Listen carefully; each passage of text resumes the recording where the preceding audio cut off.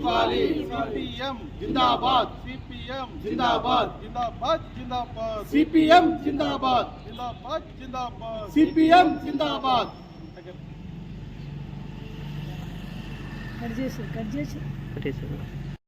Double bedroom ఇండ్లు ఈరోజు అక్కడ ఉన్నటువంటి కిటికీలు, తలుపులు, దర్వాజాలు, అట్లాగే కరెంటు వైర్లు, మిగతా వస్తువులన్నీ ఈరోజు దొంగలించుకుపోవటం జరిగింది. ఫ్లోరింగ్ మొత్తం నాశనమైంది.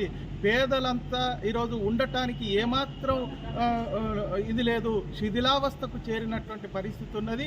కాబట్టి ఈ ప్రభుత్వం వెంటనే వాటిని పేదలకు పంచటం కోసం మరమ్మతులు చేపట్టాలని, అదేవిధంగా ఈరోజు 70% పైగా పూర్తయినటువంటి కొత్త కలెక్టరేట్ పక్కన నిర్మించినటువంటి డబుల్ బెడ్రూమ్ ఇళ్ళు కానీ, అట్లాగే అంకాపూర్లో నిర్మించినటువంటి డబుల్ బెడ్రూమ్ ఇళ్ళు కానీ, జిల్లాలోని వివిధ ప్రాంతాల్లో 70% పైగా నిర్మించినటువంటి ఇళ్లకు నిధులు కేటాయించకపోవడంతో గత 2 సంవత్సరాలుగా అవి నత్తనడకన కొనసాగుతూ ఉన్నాయి.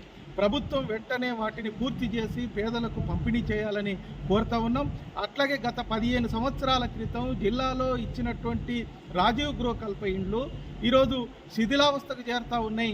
అక్కడ ఎవరు నివాసం ఉండేటువంటి పరిస్థితి లేదు. సంబంధం లేనటువంటి వాళ్ళు అక్కడ నివాసాలు ఉంటున్నారు. అనేక రకాల అరాచక కార్యక్రమాలకి ఈరోజు అవి ఒక అడ్డగా మారుతున్నటువంటి పరిస్థితి. కాబట్టి ప్రభుత్వం వాటిని పునరుద్ధరించాల్సినటువంటి అవసరం ఉన్నది. వాటిలో సౌకర్యాల్ని మెరుగుపరచాల్సినటువంటి అవసరం ఉన్నది.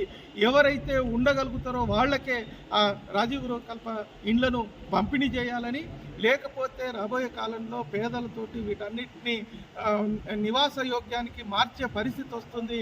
ప్రభుత్వం ఆ రకమైనటువంటి పరిస్థితులు ఏర్పడక ముందే వెంటనే వాటిని పునరుద్ధరించి అర్హులైనటువంటి వాళ్ళకి ఇవ్వాలని కోరుతాం.